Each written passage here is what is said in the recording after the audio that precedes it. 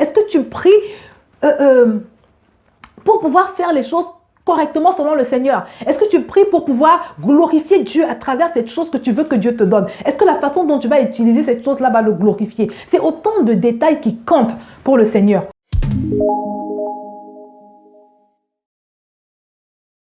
Bonjour à tous. Je voudrais juste encourager quelqu'un aujourd'hui et vous dire que quand on demande quelque chose à Dieu, quand on prie pour une chose, surtout quand on a déjà beaucoup prié et qu'on ne voit rien se poindre à l'horizon, c'est important de marquer un temps de pause et de chercher le Saint-Esprit, de chercher à recevoir la révélation de ce qui bloque. D'une part, donc chercher le Saint-Esprit pour recevoir la révélation, et d'autre part, travailler pour se préparer à recevoir cette bénédiction qu'on demande au Seigneur. Parce que c'est souvent une erreur que beaucoup de gens commettent. Tu pries pour avoir une chose, tu ne sais même pas ce que Dieu dit de la chose, tu ne sais pas comment Dieu conçoit la chose, tu ne sais pas comment Dieu appréhende la chose, mais tu veux qu'il te donne. Et parfois, il ne te donne pas parce que tu n'es pas prêt, tu n'es pas prête, ou bien tu n'es pas prêt. Souvent, on ne prend pas le temps de se préparer. Prenons l'exemple du mariage. Vous savez, je me préoccupe beaucoup des personnes célibataires en ce moment. Il y en a beaucoup qui prient, qui demandent ardemment un mari au Seigneur depuis des années, mais qui ne savent même pas quel est le but du mariage, quelle est la vision du mariage, selon Dieu. C'est important de rentrer un peu dans les sandales de Dieu, d'enfiler les lunettes de Dieu et de commencer à voir la chose que tu demandes au Seigneur avec les lunettes de Dieu. Comme ça, au moins, vous serez sur la même longueur d'onde et ça va te permettre d'accélérer ta bénédiction. C'est important. Il y a une puissance dans la prière qui est conforme au désir de Dieu. La prière qui est conforme au désir de Dieu, c'est quoi? C'est-à-dire que tu pries pour une chose, mais dans ta pensée, tu as l'intention d'utiliser cette chose comme Dieu veut que tu l'utilises.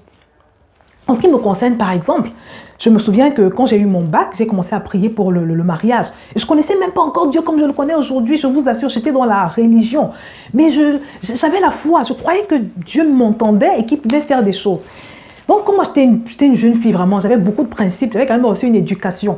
Je ne connaissais pas le Seigneur, mais j'avais quand même reçu une éducation. Je le priais sans le connaître. Vraiment. Donc, j'ai prié ce jour-là. Quand j'ai eu mon bac, j'ai dit, Seigneur, maintenant j'ai mon bac. Donc, je pense que je peux commencer à m'intéresser aux hommes. Et je lui dis, Seigneur, est-ce que tu peux faire que l'homme que je vais rencontrer soit alors mon mari? Parce que je ne veux pas connaître Jacques, et ensuite Pierre, et ensuite Léonard, et ensuite je ne sais pas qui, avant de trouver mon mari, parce que je trouve ça sale. Je ne veux pas vivre ce genre de vie. Je ne veux pas que trop de gens me touchent comme ça. Voilà une prière que j'avais faite dans la naïveté comme ça. Et je suis convaincue que cette prière a touché le cœur de Dieu. Pourquoi? Parce que c'est comme ça que Dieu entrevoit la relation homme-femme. Dieu n'a pas créé ni conçu la relation homme-femme pour que tu connaisses 30 hommes ou bien 30 femmes avant de te marier. Dieu déteste ça, ça s'appelle l'impudicité. Et c'est même dangereux, j'en ai déjà parlé. Parce que quand tu couches avec quelqu'un, autant de personnes avec qui tu couches, autant de personnes à qui tu communiques tes grâces. Tu leur communiques tes grâces. Tu te fais voler tes grâces. Parce que le rapport sexuel n'est pas neutre. Il y a un transfert qui se passe. Le rapport sexuel, c'est quelque chose de profond. Et c'est pour ça que la Bible nous dit, par exemple, que celui qui s'attache à une prostituée devient une seule et même chair avec elle. Donc, nous devons faire très attention à ces choses. Moi, je n'avais pas ces enseignements. Mais déjà, je trouvais ça pas normal qu'une fille aille dans mon homme. Donc, j'ai prié, j'ai dit, Seigneur, je veux que l'homme que je rencontre soit mon mari. Et c'était une prière conforme au désir de Dieu. Là où mes copines, je les entendais parfois dire que, oui, moi, je vais d'abord essayer un maximum d'hommes avant de me marier. Moi, je vais d'abord bien jouer la vie. Je vais bien m'éclater avant de me marier. Moi, c'était pas ça. Et je suis persuadée que c'est Dieu. En fait, il a aimé la prière que j'ai faite. Il a agréé la prière que j'ai faite. Il a apprécié la prière que j'ai faite. Parce que c'est quelque chose qui correspondait à son battement de cœur. C'est quelque chose qui correspondait à son système de pensée.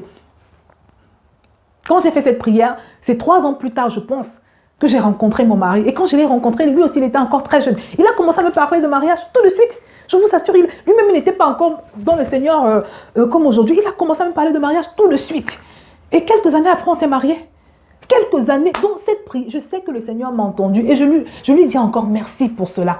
Donc, ça, c'est un exemple que je prends pour te dire la puissance qu'il y a dans le fait de faire des prières qui collent avec le système de pensée de Dieu. Des prières qui collent avec la façon que Dieu a de faire les choses. D'où l'importance d'étudier le sujet pour lequel tu pries. D'où l'importance de comprendre comment Dieu entrevoit cette chose pour laquelle tu pries. Est-ce que tu pries pour pouvoir faire les choses correctement selon le Seigneur? Est-ce que tu pries pour pouvoir glorifier Dieu à travers cette chose que tu veux que Dieu te donne? Est-ce que la façon dont tu vas utiliser cette chose-là va le glorifier? C'est autant de détails qui comptent pour le Seigneur. Donc, mes amis, je ne sais pas ce que tu peux être en train de demander au Seigneur et depuis l'exaucement tarde, mais assure-toi, qu'est-ce que Dieu... Peut-être c'est l'argent que tu demandes au Seigneur. Est-ce que tu sais que Dieu a une façon d'appréhender la gestion de nos finances? Est-ce que tu sais que Dieu a une notice? Il y a une notice en ce qui concerne la gestion des finances. Il veut qu'on fasse preuve de sagesse. Il veut qu'on fasse preuve de libéralité. Il veut que l'argent qu'on gagne serve à aider les pauvres, les démunis. Il veut que l'argent qu'on gagne serve également à faire avancer son royaume. Donc cette richesse que tu demandes au Seigneur, tu veux qu'il t'envoie des affaires, tu veux percer financièrement. Est-ce que tu t'es déjà calé dans le système de pensée de Dieu en ce qui concerne les finances? Donc dans tout ce qu'on demande au Seigneur et même dans la prière que tu vas lui adresser par rapport à ces choses, ce sera important que tu puisses plaider, que pendant que tu vas plaider, que tu plaides en donnant des arguments qui vont le toucher, parce que Dieu est sensible aux arguments. Dieu est sensible aux arguments, surtout quand tes arguments sont des arguments qui s'alignent à sa parole, à ses promesses, à sa façon de voir les choses. Donc mon frère, ma soeur, j'espère que tu as compris ce que j'ai essayé de te dire aujourd'hui. Arrête de prier dans le vide. Essaie de comprendre ce que Dieu dit de la chose que tu lui demandes et je te promets que cela fera une grande différence. Je vais m'arrêter là pour aujourd'hui et je te dis à très bientôt sur VTV.